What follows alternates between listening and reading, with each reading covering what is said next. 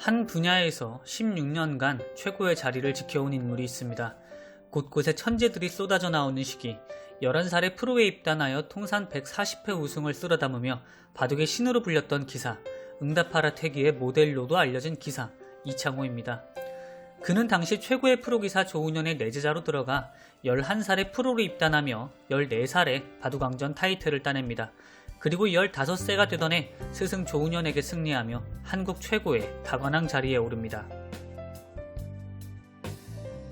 참고로 스승 조훈현은 160회 우승으로 최다 타이틀 기록 보유자이며 9살 때 이미 프로에 입단하는 등 천재적인 모습을 보여주던 최정상급의 기사입니다. 그리고 제자 이창호와 라이벌 구도를 형성하기도 했습니다. 아무쪼록 이창호가 스승을 꺾고 다관왕 자리에 오른 때가 고작 15살이었습니다.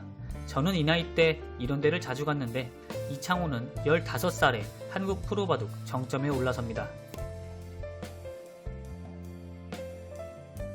만화에 나오는 주인공 같은 사람이 바로 이 사람입니다. 어린 나이에 한국을 평정한 그는 세계대회까지 우승해버립니다. 이때가 17살이었습니다. 17살의 수줍음 많은 소년이 한국을 넘어 세계바둑을 평정해버립니다.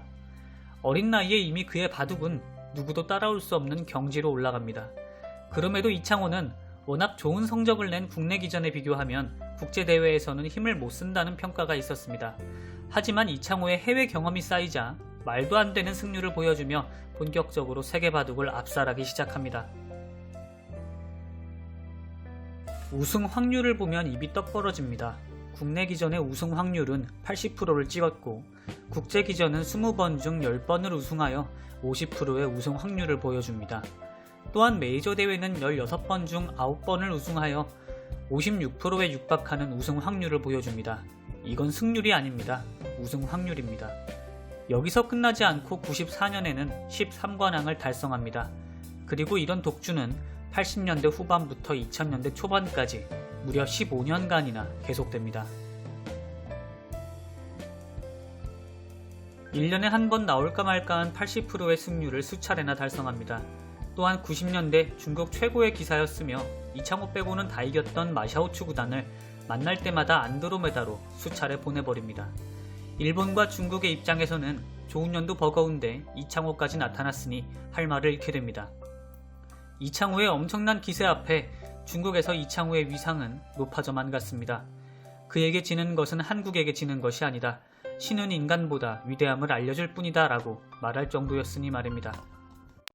그리고 2004년 이창호의 위상이 더욱 올라갔던 사건이 발생합니다.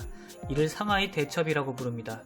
이 대회는 한중일 정상급 기사 5명이 팀을 이루어 출전하는 국가대항전으로 이기는 선수는 다음 대국을 계속 둘 수 있지만 지는 선수는 탈락하는 방식입니다.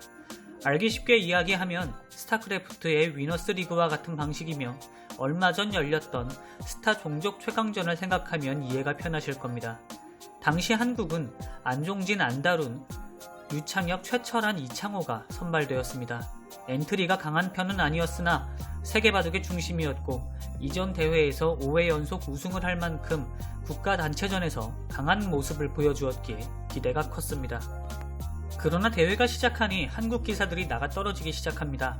한종진, 안다룬, 유창혁은 한 판도 이기지 못했고 최철한은 1승을 거두고 탈락합니다. 대회 마지막 라운드 우리나라는 이창호만 남게 됩니다. 반면 일본은 2명, 중국은 3명이 살아남습니다. 우리나라는 충격에 빠졌고 6회 연속 대회 우승은 물거품이라 생각하는 여론이 강해집니다. 반면 중국은 드디어 한국을 누를 기회가 생겼다고 축포를 쏘아 올렸습니다. 더욱이 마지막 라운드는 상하이에서 펼쳐졌기 때문에 상대의 홈에서 대국을 해야 했습니다. 이창호가 남았음에도 중국이 축포를 쏘아 올린 것은 3명이나 남은 중국 기사와 슬럼프를 겪던 이창호 때문이었습니다. 당시 이창호는 최근 6번의 대국에서 1승 5패로 굉장히 저조한 승률을 보였기 때문입니다. 마지막 라운드가 시작되고 이창호는 중국의 3번째 선수와 일본의 2번째 선수를 연달아 격파합니다. 회의적이었던 여론에 서서히 희망이 불붙기 시작하고 중국과 일본의 간담이 서늘해졌습니다. 그리고 이창호는 중국의 왕래의 팔단을 잡고 일본의 주장을 한 번 더 연달아 잡아냅니다. 그리고 어느새 마지막 경기 중국의 왕시오단과 이창호가 격돌합니다. 중국의 마지막 선수마저 잡아내며 이창호는 5연승으로 농심 신라면배 트로피를 한국으로 가져오게 됩니다. 이 5연승으로 이창호는 농심배 1회부터 6회까지 30연승이라는 대기록을 달성합니다. 일찍 축포를 터뜨렸던 중국은 실망감에 웹상에서 난리가 납니다. 반면 이를 계기로 중국에서 이창호에 대한 인기는 폭발적으로 늘어납니다. 어린 시절 국내를 제패하고 압도적으로 세계를 휩쓸던 이창호의 면모가 유감없이 드러났던 대회였습니다. 한국 기사를 모두 꺾어도 이창호가 남아있다면 그때부터 시작이다. 이 말이 이때 나옵니다. 이렇듯 엄청난 카리스마를 보여주며 바둑의 신호로 불렸던 이창호. 그러나 이런 모습만 있는 건 아닙니다. 그는 2008년 바투리그에 참가합니다. 그리고 다시금 엄청난 모습을 보여줍니다.